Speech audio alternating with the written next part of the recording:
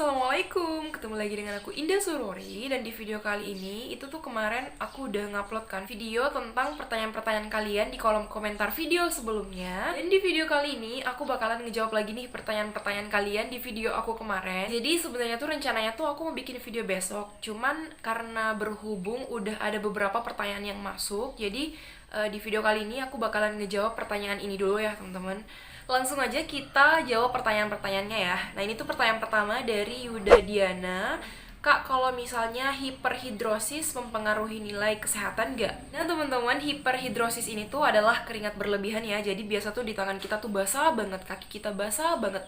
Sampai sini tuh basah semua teman-teman. Nah aku sendiri tuh juga sering mengalami hiperhidrosis ini, tapi di bagian tangan aja. Jadi misalnya aku kelamaan menggenggam ataupun aku kelamaan megang sesuatu, itu biasanya banyak keringat berlebihan di tangan aku. Dan hiperhidrosis ini tuh masih manusiawi banget ya teman-teman, jadi masih bisa ditoleransi. Yang kedua adalah dari Henderina Kinbenu. Izin bertanya kak, kalau nggak boleh HP di kampus, maksudnya mungkin kalau nggak boleh bawa HP di kampus, terus kalau mau ngubungin orang tua gimana caranya ya kak? Kalau misalnya kalian di luar pulau yang tempat instansi kalian nih, contoh di Poltekbang Makassar, kalian orang Solo, ataupun kalian orang Bali, nah itu kalian boleh bawa HP dan habis itu nanti titipin ke ruang pengasuh ataupun ke pembina nantinya. Itu bisa kalian pakai nantinya untuk menghubungi orang tua, tapi pada saat weekend aja. Jadi kalau misalnya hari pendidikan seperti Senin sampai Jumat itu nggak boleh, kecuali emergensi.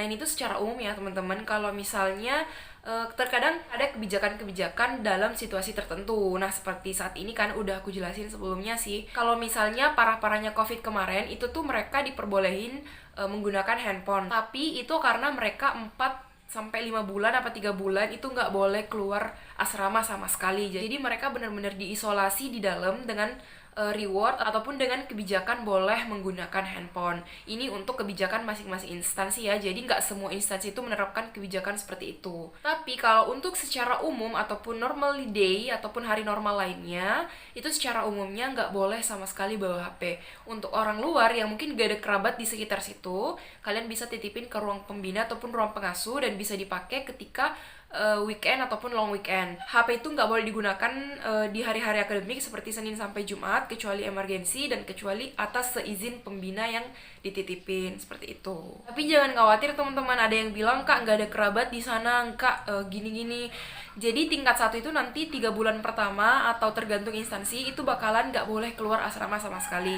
Jadi kalian tuh ada yang namanya masa pembentukan karakter taruna. Jadi nanti kalian 3 bulanan itu pure di asrama, nggak boleh keluar-keluar. Mau itu COVID, mau itu normal day. Pokoknya tingkat 1 itu masih masa pembentukan. Jadi 3 bulan pertama itu benar-benar nggak boleh keluar, benar-benar terisolasi di dalam barak teman-teman. Jadi 3 bulan itu kalian nggak boleh ngubungin orang tua. Pokoknya kalian nggak boleh terkontaminasi dengan dunia luar selama 3 bulan itu, selama pembentukan karakter itu teman-teman. Itu kalau normal ya teman-teman. Kalau misalnya dalam keadaan tertentu seperti COVID ini, itu biasanya instansi menyediakan ataupun mempersiapkan plan B ataupun kebijakan-kebijakan tertentu yang diterapkan di instansi masing-masing. Pertanyaan selanjutnya datang dari Ridwan Hakim. Kak, untuk tingkat 1 itu zaman pandemi ini tetap tinggal di barak kah? Seperti yang udah aku jelasin di awal, kalau tingkat 1 itu 3 bulan pertama harus tinggal di asrama. Itu mau pandemi ataupun normal tetap tinggal di asrama. Nah kalau pandemi saat ini, itu tuh biasanya ada kebijakan ya. Jadi nggak tingkat 1 aja yang tinggal, tingkat 2 dan tingkat 3 juga bakalan tinggal kalau misalnya ada kebijakan di pandemi saat ini. Tapi untuk normalnya, itu tingkat 1 tinggal 3 bulan, tingkat 2, tingkat 3 normal, weekend, pesiar di hari Sabtu dan Minggu teman-teman. Jadi kalau misalnya pertanyaannya seperti ini, apakah tingkat 1 tinggal? Ya tentunya dalam pandemi ataupun nggak pandemi, itu tingkat 1 tetap harus tinggal untuk masa pembentukan karakter taruna ini. Karena nggak ada yang tahu kalian 18 tahun di luar sana tuh bagaimana. Jadi benar-benar pada saat kalian tingkat 1 itu kalian baru dianalisis nih ataupun baru mau diketahui nih gimana sih kepribadian kalian masing-masing. Jadi dalam 3 bulan itu kalian bakalan mengalami yang namanya masa pembentukan karakter teman-teman. Terus pertanyaan selanjutnya, Afif Sulfan, Kak, apa orang dengan berat badan berlebih udah pasti gugur di kedinasan? Kak, bantu dijawab ya. Sumpah ayamnya tuh bikin kesel banget. Jadi untuk berat badan berlebih, nah ini tuh berat badan berlebihnya tuh seperti apa?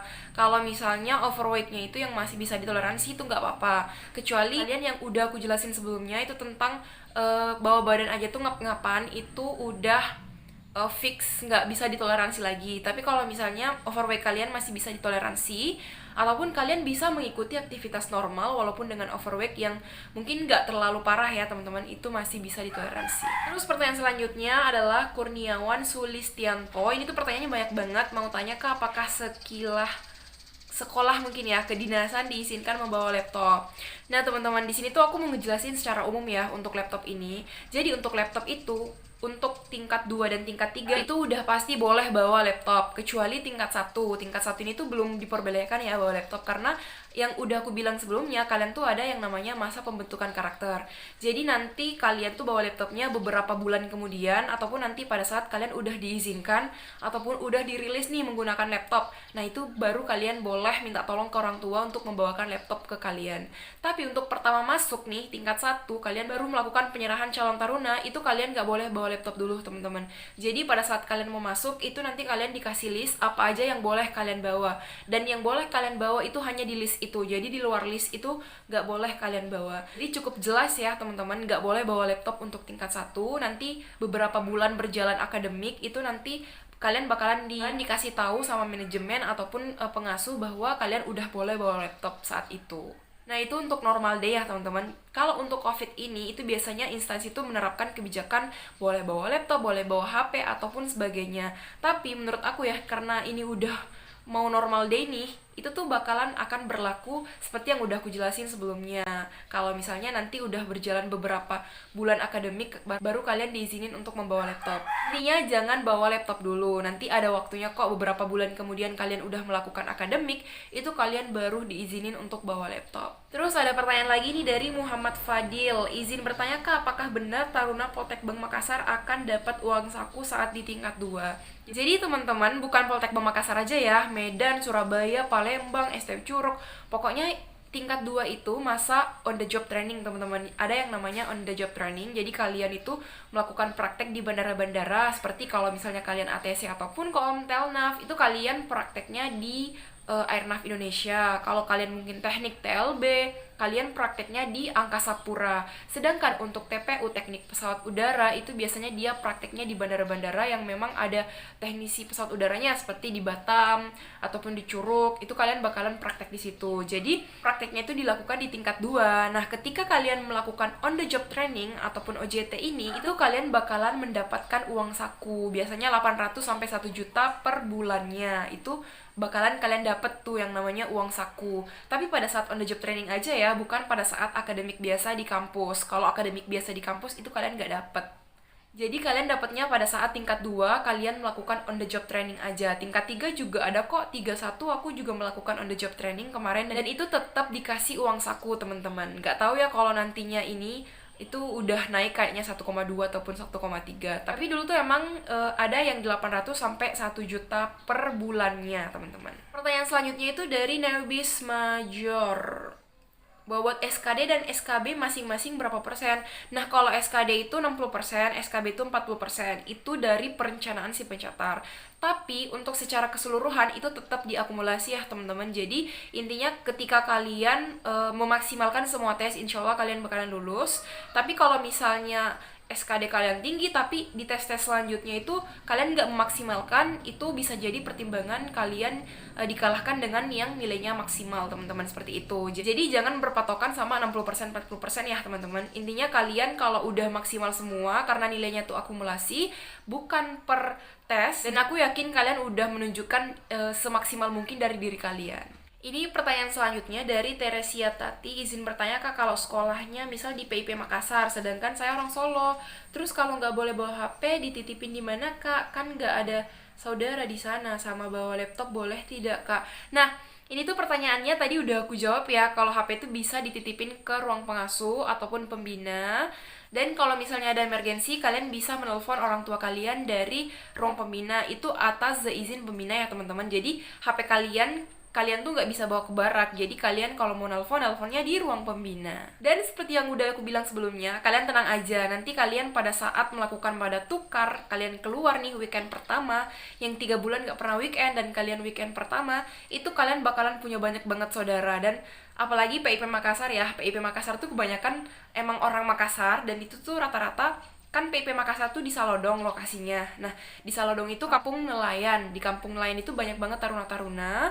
Dan itu nanti kalian kalau udah keluar tuh kayak saudara semua, teman-teman. Jadi kalian bakalan mendapat keluarga baru, kalian bakalan nginep di rumah keluarga baru kalian itu. Dan di desa nelayan itu kalian pasti bisa titip motor, titip HP, titip apapun di desa nelayan. Nah, anak Poltek Bank Makassar sama PIP Makassar pasti tahu lah desa nelayan itu. Untuk laptop itu udah aku jelasin ya sebelumnya. Jadi untuk pertama tuh nggak boleh bawa laptop, nanti berjalannya akademik baru dirilis ataupun diizinkan membawa laptop. Nah, itu pertanyaan dari Satria Sapta. Ini tuh pertanyaan terakhir ya. Itu boleh bawa HP Kak kalau tingkat 1? Jangankan tingkat 1, tingkat 2, tingkat 3 tuh nggak boleh bawa HP sama sekali ya teman-teman.